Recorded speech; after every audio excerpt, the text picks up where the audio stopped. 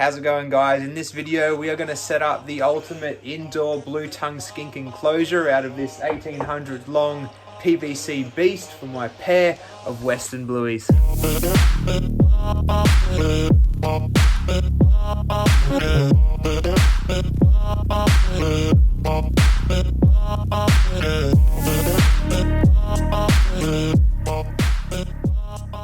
So this enclosure is going to be situated on the bottom shelf of this rack, which means I've got to get rid of this old blue tongue system that I've had for far too long. So let's move those on, get the lizards out and set up the rack for the new enclosure. Alright, so now we've got her in place. I can tell you a little bit about what this enclosure actually is. So it's 1800 long, 600 deep by 600 high internally. So it's going to provide a ton of space for the animals. And I really just wanted to, do more for them. I like to see them moving around and doing their thing. They're quite active, and I did start to notice that these blue tongues would start to climb the walls a bit, do a bit of glass surfing, that sort of stuff, especially when kept together. So I wanted to provide a bigger space where they can get away from each other and do everything they want to do. Now, Tyson has done me a lot of favors with this enclosure, so I want to set up some internal lighting and get to work on a whole bunch of other things as well. So he's actually left the top not actually attached, so I can feed things through and do all sorts to get this perfect for the animals. And so I think I'm actually going to start with the UVB. Now this mesh on top doesn't allow much of the light through as far as UVB rays, and this is a 600 tall enclosure, so I want to make sure the animals can get close enough to actually experience some UVB. So what I'm going to do is actually mount it to the top, but I think I'm going to try and mount it on an angle sort of up like that. So there's a few things I'm going to need to do in order to have that happen. So these UV lights do actually come with these little mounting brackets, which are really good for mounting it straight to the top of an enclosure. But we of course want to make a bit of an angled effect from that T5. So what I'm going to have to do is make some little triangular shaped blocks that these can screw into, which is going to give us that angle. Tyson was gracious enough to give me this solid slab offcut piece of PVC. So I think I'll try and make some triangle cuts off this, and we'll try and mount that into the enclosure. Cut these little corner pieces, and it's simply just a matter of cutting it with hacksaw. To make things a bit easier, I'm just going to screw in these little mounting brackets to the PVC before actually mounting it up top. That way it'll make it easier to set it all up.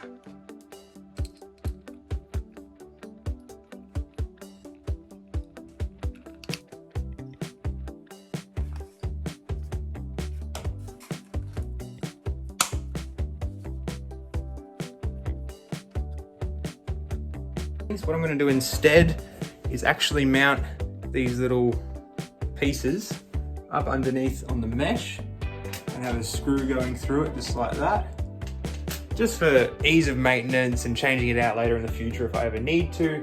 And on top of that as well, when I actually had the T5 here mounted up under like that, you could actually see it sort of poking out a little bit, and I kind of just hated that. So I'm going to bring it over towards the mesh more, it's a bit more out of view, and it's going to be good for heat dissipation and stuff if it's straight on the mesh just like that, and general ease. So that's what we're going with.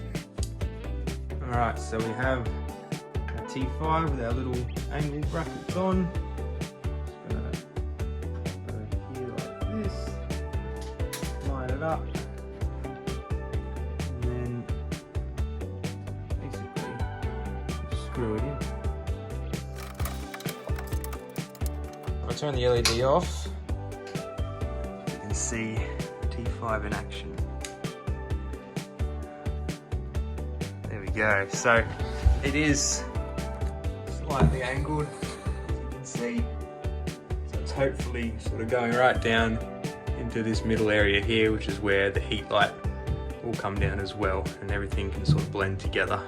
Alright, in order to wire this T5 through, it's a bit annoying because these T5s have this kind of connection on them, so it's not easy just to slip it through the mesh. So I've just had to cut out this little section right here, which is going to allow me to put that through.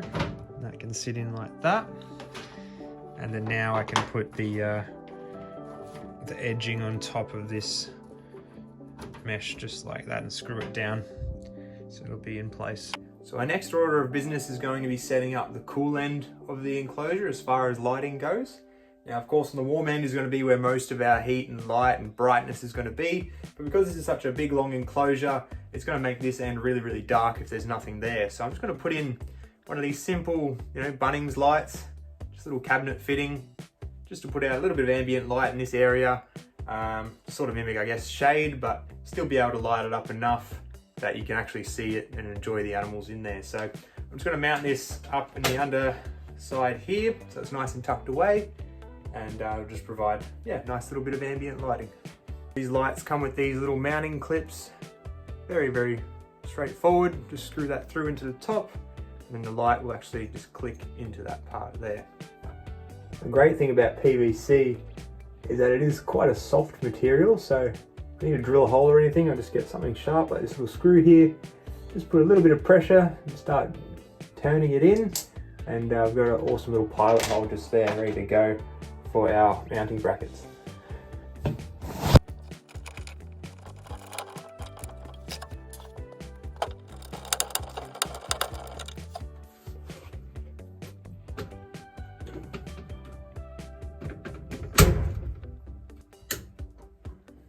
So I've just wired in a heat light as well. It's going to pump out a bit of heat. So now we have heat, UV, LED over there for that side. And then on this side, what you've probably been wondering about is this thing. So this is an LED, extremely bright. I think it's meant to be about 20,000 lumens. But it's basically like a big outdoor floodlight panel thing, indoor, outdoor, that I just got online. And it does heat up quite a bit on top here, although it's not too bad at the moment.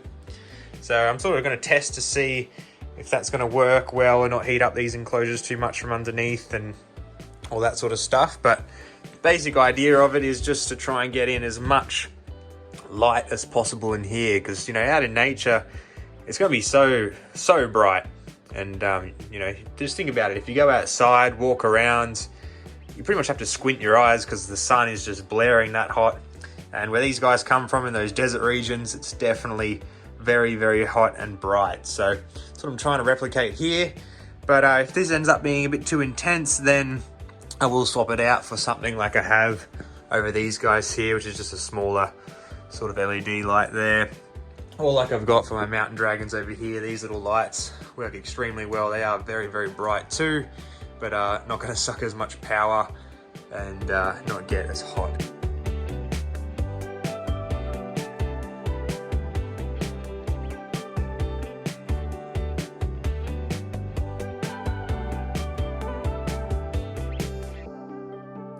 Alright, so I'm starting to get all my electricals all wired into place and sorting out the big mess of cables.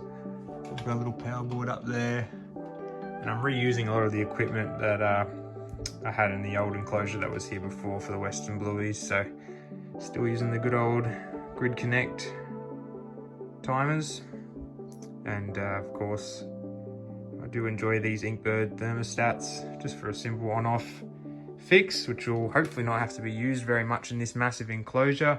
It'll just be for if we're having a heat wave day or something and the temps really get up there, that'll just shut everything off. So yeah, let's set all this up. It's taken me a fair chunk of time, but I think I've finally gotten the whole cable situation sorted out. So we've got our heat, we've got our LED, we've got our UVB, and now I've also even added some PC fans as well for a bit of cross ventilation too. So underneath here we've got power board up there, which is sort of housing all the LED and UV side of stuff. We've got a thermostat connected to all the heat for the tanks up above. We've got another thermostat connected to heat for down here, and we've got timers and stuff over here as well. So the great thing about these Inkbird thermostats that I'm using is they have the cooling part of the thermostat as well. So if the temperature gets too high, say I move this little temp probe over here for a couple seconds onto this LED unit, it heats up. What's going to happen is as that temp rises and rises and rises, once it hits a certain critical point, which you can set within the thermostat, those fans are actually going to kick on and start cooling down the enclosure. So we're about to hit it right now. You can can see the temp going up and up and up. The heat light just turned off, and there you go, the fans are starting to go. So how I've got it set up now is this fan here is blowing in cool air into the enclosure, and then I've got another fan over here by all the heat sources, which is going to pull all the hot air up as well. So it's kind of like a big circular motion within this tank.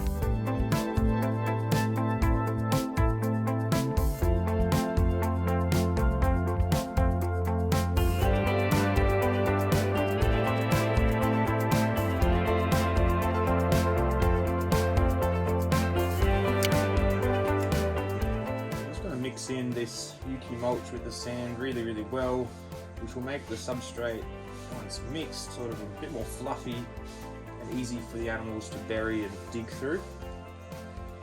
And it also, you know, sort of stains the Yuki mulch with that red colour as well, so it looks a bit nicer too for that arid sort of theme. Alright, so now we've got our substrate in there, it's all mixed up, we can start talking about the decorations and what's actually going in the enclosure. Now I really want to have a lot of different options for the animals to hide in, to move around, to check out, and feel secure more than anything else. So I've got a few different options I'm going to try and implement here. The first is actually this right here. So this is a big PVC pipe cut in half, so it's like a big half dome.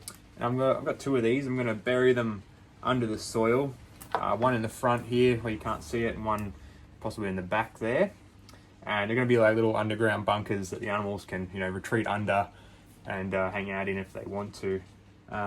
They're not super roomy in there. They probably only have enough to fit one animal, and it'll be very squished up with two animals. But that's what I'm going for, really. They have nice little tight burrows in the wild, or most reptiles do anyway. So I think they'll really appreciate this. So I'm going to bury one in front here just like this. Move some of that substrate out of the way. And then literally just cover it over like that. And there you go, little hidden hide for the reptiles. So got another one here, which I will put at the back.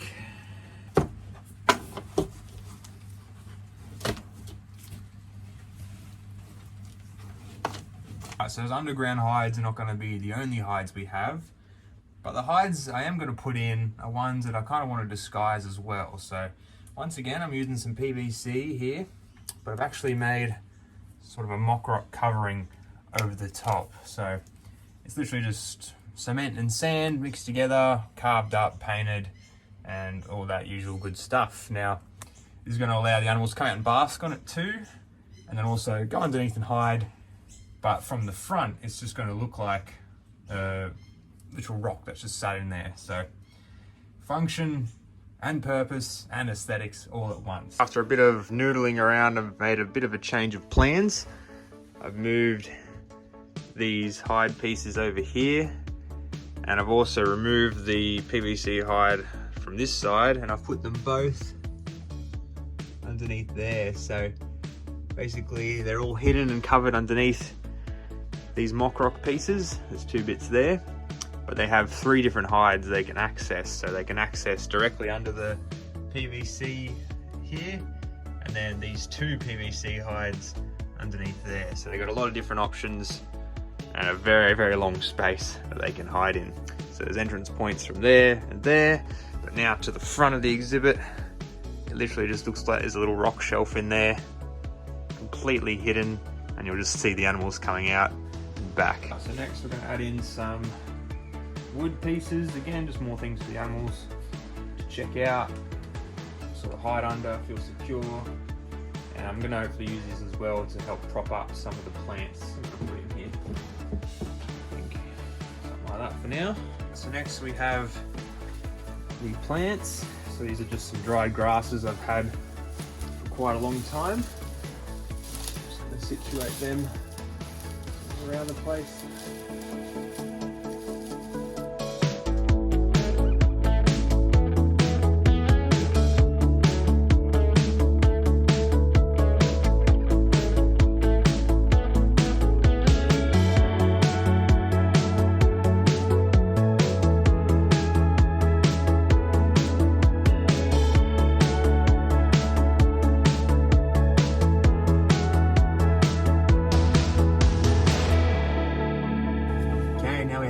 decorations and plants in. We're going to finish it off with the final touch of some dried leaves.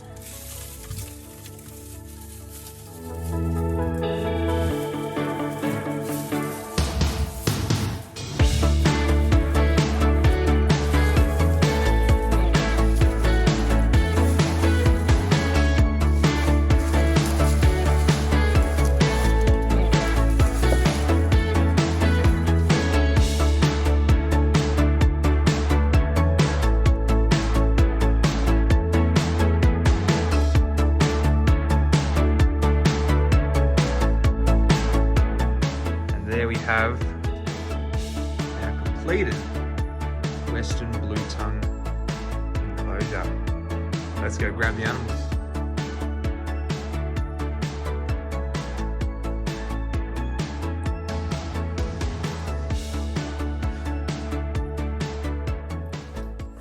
Alright, so going in this enclosure is my beautiful pair of Western Blue Tongue Skinks. These are my WA form animals.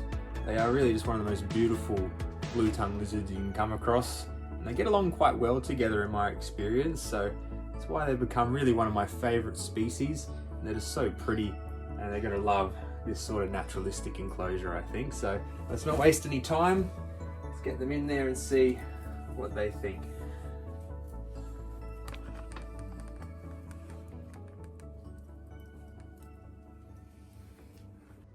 So I'm stoked to finally give them this upgrade. Lots more room for them to move around and do their thing.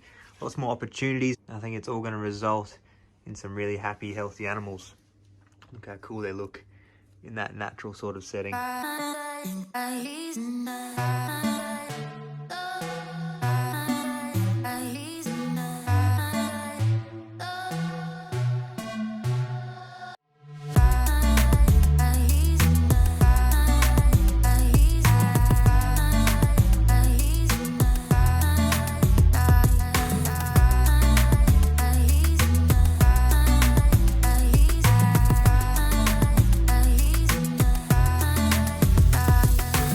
The great thing about having everything removable in this enclosure is if I want to change something in the future, I can. And this is only the first iteration of this setup. I do think down the line I'm going to put in some kind of background, whether that be rock background or a printed background. I think either would look amazing in this setup. But yeah, it's not going to stay the same forever, but for now, the lizards are going to enjoy it, and that's what matters most. So I hope you learned something from the video or just enjoyed seeing this setup. If you want to see more setups like this or anything else related to Australian reptiles, make sure you subscribe. Give the video a like if you liked it, it really helps me out, and we'll see you in the next one.